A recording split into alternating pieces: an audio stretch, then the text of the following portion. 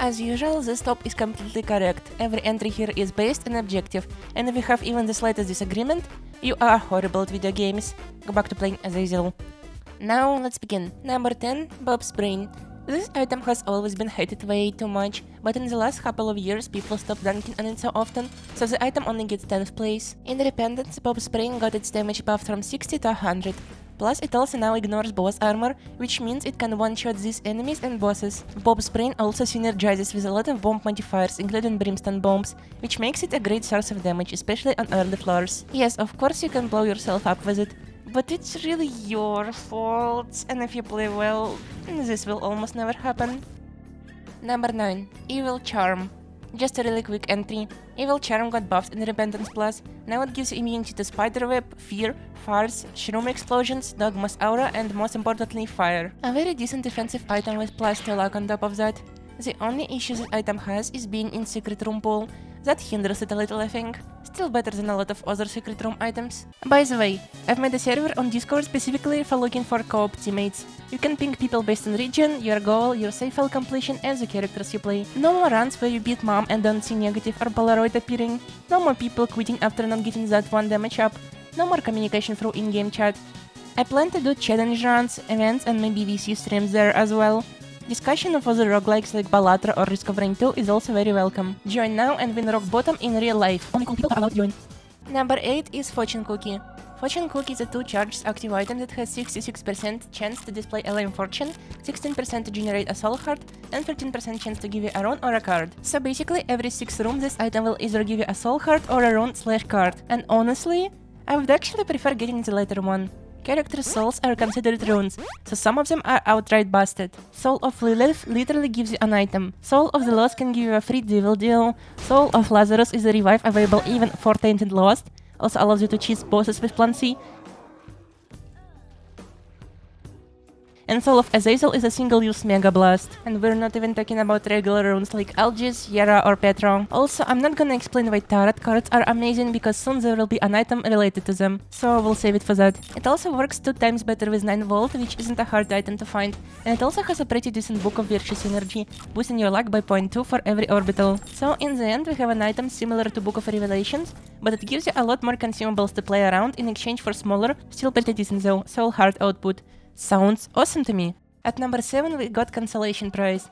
Consolation Prize is always good to get. At any point in your run it will be useful. Not only it will boost your lowest stat, which includes tears and damage but not luck and shot speed, it will also create a pickup you have the least. This is actually incredibly useful, and I can recall situations where a key dropped by Consolation Prize allowed me to get into a planetarium or an alt path. It also might spawn free random coins, which might be a dime or a lucky penny. Consolation Prize is far from being the best boss pool item, but it's always welcome, and it doesn't clog up other item pools, so I was decently surprised with people in co-op games awkwardly walking away from it whenever we're sharing the boss loot. I mean, it's their loss. Number 6. Lost Contact. I truly don't know why so many people always keep it without a second thought. Players always tell me it's a DPS down and like, is it really? In a run where you have a very slow fire rate, Lost Contact can carry you over heavily. That is true. What about literally any other situation though? Forgotten, Tainted Samson, and Spirit Sword will be able to play more aggressively since you will be able to deflect enemy tears. Brimstone, Technologies, and Trisagion will erase the projectiles while also not losing a single bit of DPS. And if you get Piercing, there is quite literally no downsides to Lost Contact. While I'm not gonna claim that Lost Contact is a strong item, I will say that it will be a nice addition to your run in some cases, so maybe give it a try next time. Speaking of strong defensive items, number 5, the Swarm. Why don't people talk about this thing? The Swarm is a very strong defensive item, definitely better than most other orbitals. The Swarm spawns 8 orbital flies that can block one enemy shot and then turn into a blue fly. And that already would be a nice item to find. 8 enemy shots that would hit you now will get blocked. But it doesn't even stop there. Every cleared room, a new fly would spawn, up to 16! And the cherry on the top, it's also a part of Beelzebub transformation, just like Hive Mind, which, by the way, increases the size of those flies. The Swarm is goated and any character would benefit from picking it up. Number 5.5, subscribing to me. I know, it looks like a random quality 0 item, but if you are a skilled gamer, you know that it's one of the best items to get. You are a skilled gamer, right? Anyway, back to the list. At number 4 is Booster Pack. On a new save file, this item sucks. Probably the best thing it will give you is like 2 soul hearts, which is dogshit for a boost room item. But once you unlock reverse tarot cards, booster pack shines with a new, wild light. You could get broken cards like Reverse Judgment, Star, Lovers, Moon or Emperor, which all will give you an extra item or help you get a better one. Booster pack can also drop playing cards that either double your pickups or give you a bunch of them through ace cards. And don't forget about the Joker. Who can say no to an extra devil deal? It also has a good synergies with both blank card and tarot cloth. Booster pack's power is pretty luck dependent, but even in the worst case scenario you will get use of it in long term. At number 3 is Spider Mod.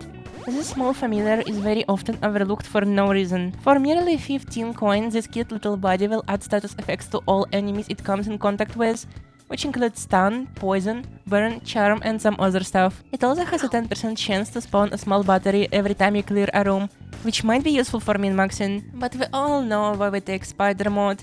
Those satisfying health bars. There's nothing better than watching an enemy take a bunch of damage from you. I don't know why, but it just makes me play better. I know when to stop shooting, when to dodge or when to hold my ground and when I should use some active items. Spider Mod is awesome, and if you hate him, you will die and go to hell. Number 2. This item is hated because everyone has blown themselves up with it. Not me, of course, I would never. And yeah, you do risk damaging yourself, but hey, it's infinite bombs! Free secret rooms, tinted rocks, and loot. This is really great for early game actually. The bomb you make also deals 100 damage and ignores armor, which again can be useful on bosses, especially if you're playing Forgotten. It can be annoying to deal with it in late game, I admit that. If you're using Revelation or Maw of the Void, you will also pop out a bomb. But other than that, it's pretty easy to avoid accidentally using it. Overall, number 2 is a solid item, and it definitely doesn't deserve this much hate. And the most underrated item in Isaac is Isaac's heart. No, alright. I know that sounds bad. Okay, I'm joking. Jeez. Number 1, experimental treatment. I actually believe that in most situations, picking it up is a good decision.